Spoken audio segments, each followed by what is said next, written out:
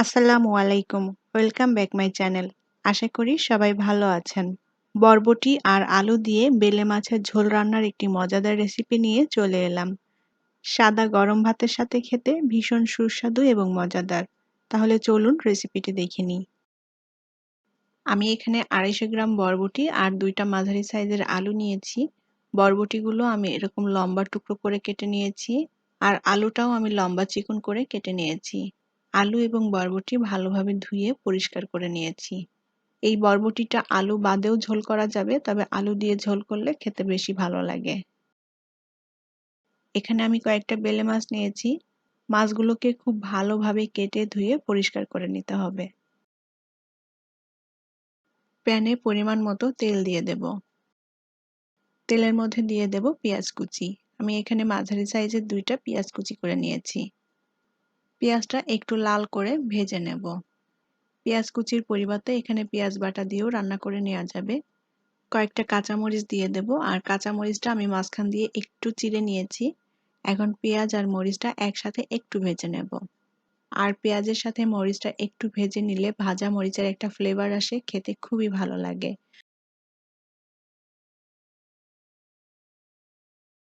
পেঁয়াজ মরিচ একসাথে ভালোভাবে ভেজে নিয়েছি। এবার এর মধ্যে আলু আর বরবটি দিয়ে দেব। আলু এবং বরবটি খুব ভালোভাবে নেড়ে পেঁয়াজ মরিচটা আলু বরবটির সাথে মিশিয়ে দেব। এখনো যারা আমার চ্যানেলটি সাবস্ক্রাইব করেননি তারা প্লিজ আমার চ্যানেলটি সাবস্ক্রাইব করে নেবেন এবং পাশে থাকা ছোট্ট বেল আইকনটি প্রেস করে রাখবেন। এবার এর মধ্যে দিয়ে দেব পরিমাণ মতো লবণ। 1 চা চামচ দিয়ে দেব ধনিয়া গুঁড়া।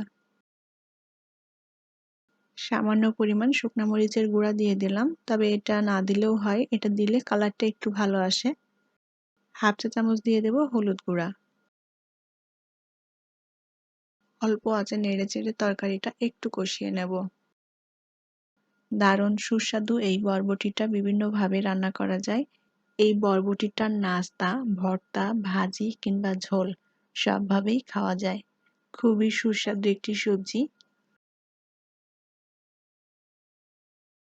আমি 1 মিনিটের মতো বরবটি এবং আলু মশলার সাথে ভালোভাবে নেড়ে একটু কষিয়ে নিয়েছি।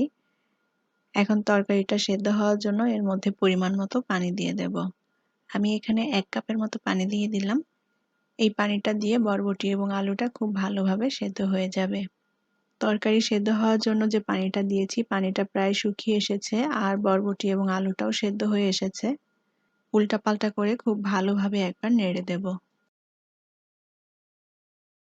এবার তরকারির মধ্যে বেলে মাছগুলো দিয়ে দেব।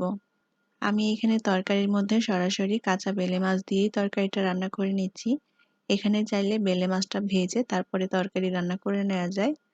তবে ভাজার থেকে এভাবে মাছটা কষিয়ে নিয়েই তরকারিটা খেতে আমার কাছে বেশি ভালো লাগে। তবে কেউ যদি মাছটা ভেজে নিতে চান, ভেজে নিতে পারেন। মাছটা দিয়ে আলতো করে একটু নেড়ে দিতে হবে। আর মাছগুলো একটু সাবধানে নেড়ে দিতে হবে, কারণ বেলে মাছটা অনেক নরম, নাড়তে গেলে ভেঙে যেতে পারে। তাই আলতো হাতে একটু নেড়ে দিতে হবে। আর মাছটা এইভাবে তরকারির সাথে দিয়ে আমি কিছুক্ষণ রান্না করে নেব। অল্প আঁচে 2 মিনিটের মতো আমি মাছটা তরকারির সাথে এইভাবেই রান্না করে নিয়েছি। আর তরকারি সেদ্ধ হওয়ার জন্য পানিটা দিয়েছিলাম, সেটাও শুকিয়ে এসেছে। এখন এর মধ্যে ঝোলের পানি দিয়ে দেব। আমি ঝোলটা খুব বেশি পাতলা রাখবো না, সেই আন্দাজ মতো করেই পানিটা দিয়ে দিলাম। তরকারির ঝোলটা খুব ভালোভাবে ফুটে উঠেছে। আলতো করে একটু তরকারিটা নেড়ে দেব।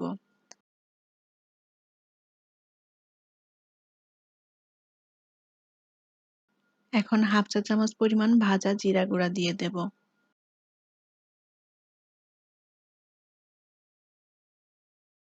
আর দিয়ে দেব কিছু ধনিয়া পাতা কুচি।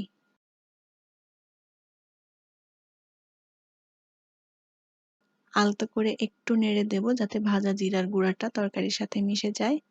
আর আমি আরো 2-3 মিনিট এইভাবে তরকারিটা রান্না করে নেব। বরবটি আর আলু দিয়ে বেলে মাছের ঝোল তরকারিটা রান্না করা হয়ে গিয়েছে। তরকারির ঝোলটা এরকমই থাকবে, এর থেকে আর বেশি শুকাবো না। এখন তরকারিটা নামিয়ে নেব চুলা থেকে। বরবটি আর আলু দিয়ে বেলে মাছের এই ঝোল তরকারিটা সাদা গরম ভাতের সাথে খেতে খুবই ভালো লাগবে। আশা করি আমার আজকের রেসিপি আপনাদের ভালো লেগেছে। আর আমার রেসিপিগুলো আপনাদের ভালো লাগলে অবশ্যই চ্যানেলটি সাবস্ক্রাইব করে সাথে থাকবেন। পরবর্তী রেসিপি দেখার আমন্ত্রণ জানিয়ে আজকে বিদায় নিচ্ছি। আল্লাহ হাফেজ।